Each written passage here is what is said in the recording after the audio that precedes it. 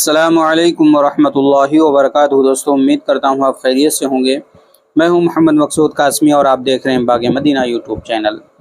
عالمی شہرت یافتہ دینی درسگاہ جامعہ مظاہر العلوم سہارنپور کے امین عام اور ممتاز و معروف شخصیت و مشہور عالم دین مولانا سید شاہد الحسنی مظاہری آج بعد نماز عصر علالت کے باعث مالک حقیقی سے جا ملے۔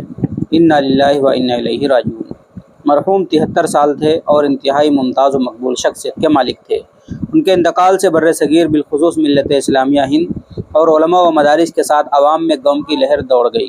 حضرت شیخ زکریا رحمۃ اللہ علیہ کے نواسے اور حضرت جی انعام الحق رحمۃ اللہ علیہ کے داماد مولانا سید شاہد الحسنی گزشتہ کچھ عرصے سے سخت علیل تھے اور متعدد ماہرین ڈاکٹروں کے زیر علاج تھے۔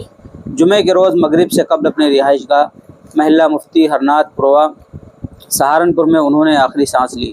جیسے ہی یہ خبر عام ہوئی تو علمی حلقوں کی فضا مقموم ہو گئی اور ان کی رہائش گاہ پر علماء و عوام کا تانتا لگ گیا۔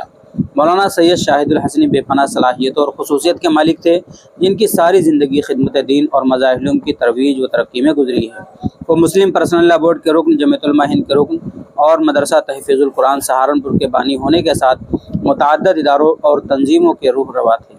پسماندگان میں 2 بیٹے مفتی سید محمد صالح اور مولانا یاسر الحسنی و 3 بیٹیاں ہیں۔ ان کے انتقال پر جمعیت علماء ہند کے قومی صدر مولانا سید ارشد مدنی، دارالعلوم دیوبند کے محتمم مولانا مفتی ابوالقاسم نعمانی، صدر جمعیت مولانا سید محمود مدنی، مسلم پرسنل لا بورڈ کے صدر مولانا خالد سیف اللہ رحمانی، جامعہ مظاہر العلوم سہارنپور کے ناظم اعلیٰ مولانا محمد عاقل، دارالعلوم وقف دیوبند کے محتمم مولانا محمد سفیان قاسمی، شعبہ صحافت مظاہر العلوم کے انچارج مولانا عبداللہ خالد، جمعیت علماء ہند مجلس عاملہ کے رکن اور ہریانہ پنجاب کی مشہور شخصیت مولانا علی حسن مظاہری گڑھی یمنا نگر، رکن مسلم پرسنل لا بورڈ مولانا ندیم الیاجری، مولانا سید احمد ہاشمی اور بھی بہت سارے علماء اکرام نے ان کے انتقال کو مظاہر العلوم سہارنپور کے ایک عہد کا خاتمہ قرار دیتے ہوئے اسے پوری ملت کا نقصان بتایا اور کہا کہ مولانا سید شاہد الحسنی ایک عظیم شخصیت کے مالک جن کا انتقال ملت اسلامیہ ہند کا عظیم خسارہ ہے۔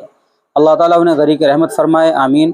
نماز جنازہ ہفتے کی صبح بعد نماز فجر 6:30 بجے مظاہر العلوم سہارنپور میں ادا کی جائے گی۔ تو دوستو، بہت ہی افسوسناک خبر ہے۔ آپ حضرات بھی دعا کریں کہ اللہ تبارک و تعالیٰ حضرت کی مغفرت فرمائے، جنت الفردوس میں اعلیٰ مقام عطا فرمائے۔ چلیے دوستو، پھر ملتے ہیں انشاءاللہ جلدی۔ السلام علیکم ورحمۃ اللہ وبرکاتہ۔